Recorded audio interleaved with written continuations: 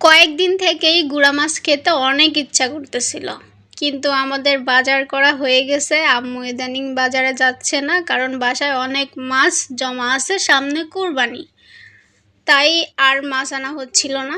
কিন্তু হঠাৎ করে কথায় আছে না, যদি থাকে নসিবে আপনা আপনি আসিবে, সেরকমই হয়েছে। আমার খালা এসেছে বাসায়, উনি নিয়ে আসছে গুড়া মাছ। আমি তো অবাক হয়ে গেছি, কী রে ভাই, এটা কি হলো? আমার খাইতে ইচ্ছা করছে আর চলে আসছে। তারপর আর কি দেরি না করে রান্না করে ফেললাম, হাতে মাখিয়ে সুন্দর করে। অনেক বেশি মজা, হাতে মাখিয়ে রান্নাটা অনেক বেশি মজার।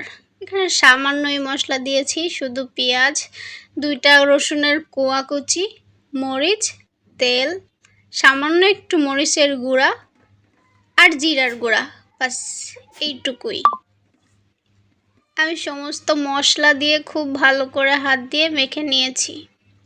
তারপর সবাই দেয় হাত ধোয়া পানি, তো আমিও হাত ধোয়া পানি দিয়ে দিলাম, ভালোভাবে মেখে নিচ্ছি। এই মাছটা দেখতেছিলাম, এই মাছটা চান্দা মাছের মতো। এই মাছটার নাম কি জানি না, কিন্তু খেতে মাশাআল্লাহ খুবই স্বাদ। সুন্দর করে মাখিয়ে ঢেকে দিয়েছি।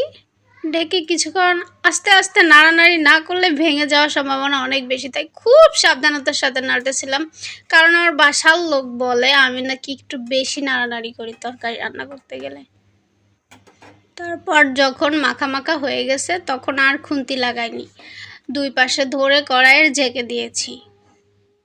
তারপরও দেখি এক জায়গায় হয়ে আছে, সুন্দর করে না নেড়ে দিলে, আমি যেহেতু একটু পোড়া পোড়া করবো, তাই হালকা খুচুন দিয়ে হালকা হালকা করে নেড়ে দিলাম। আর আজকে এমনই অবস্থা, আজকেই ধনেপাতা শেষ হতে হয়েছে। ধনেপাতা নেই, অল্প কিছু ছিল, সেটাই উপর দিয়ে ছড়িয়ে দিলাম। এই তো মাখা মাখা হয়ে গেছে, বাস রান্নাটাও হয়ে গেছে। একদম তৃপ্তি করে খেয়েছি, মাশাআল্লাহ, আলহামদুলিল্লাহ। সব কিছুর জন্য যখনই কিছু খেতে ইচ্ছা করে গায়েবীভাবে ব্যবস্থা হয়ে যায়। আমি হালকা হালকা পোড়া করে নিয়েছি, আরও বেশি পোড়া করলে আরও বেশি মজা লাগে আমার কাছে। কেমন হয়েছে জানাবেন। ধন্যবাদ, আসসালামু আলাইকুম।